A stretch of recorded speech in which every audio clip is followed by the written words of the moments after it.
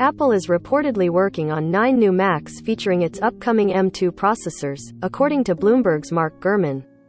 These rumors come hot on the heels of Apple releasing the Mac Studio, and its announcement that the M1 Ultra would be the last chip in its current gen lineup. Bloomberg isn't predicting a replacement for the Studio yet, but it reports that most other Mac models will be getting an upgrade.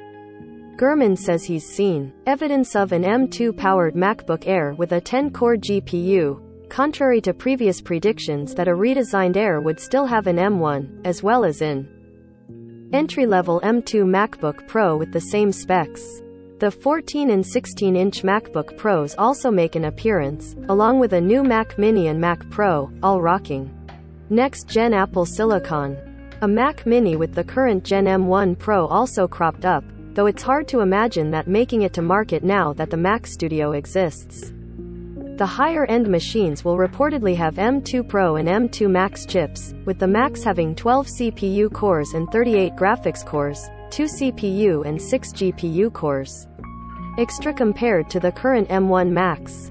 Bloomberg doesn't include details on the breakdown of efficiency and performance cores. The M2 Pro also shows up as an option for the Mac Mini, and Gurman predicts that the Mac Pro will have a successor to the M1 Ultra. Related, Apple's chips are on the table. By the way, if you're trying to figure how this adds up to 9 computers like I initially did, it's 1 MacBook Air, 1 entry-level Pro, 2 models of the Mini, 2 models each of the 14 and 16-inch MVP, with Pro and Max chips respectively, and the Desktop Pro.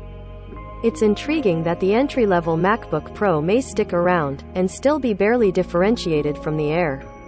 Whenever I discuss laptops with my colleagues, they usually predict that Apple will quietly discontinue the 13-inch model, given that it seems like an unhappy medium between the Air and the 14-inch Pro. It's also a bit of an outlier with its Touch Bar, but it's an open question whether the successor will have one. The Bloomberg report doesn't.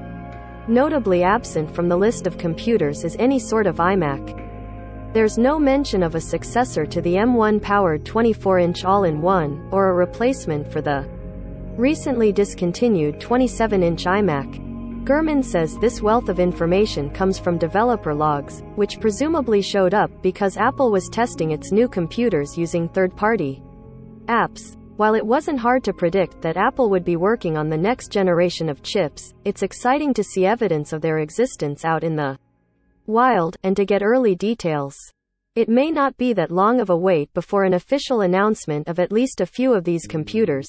Bloomberg reports that at least 2 Macs could launch around the middle of the year.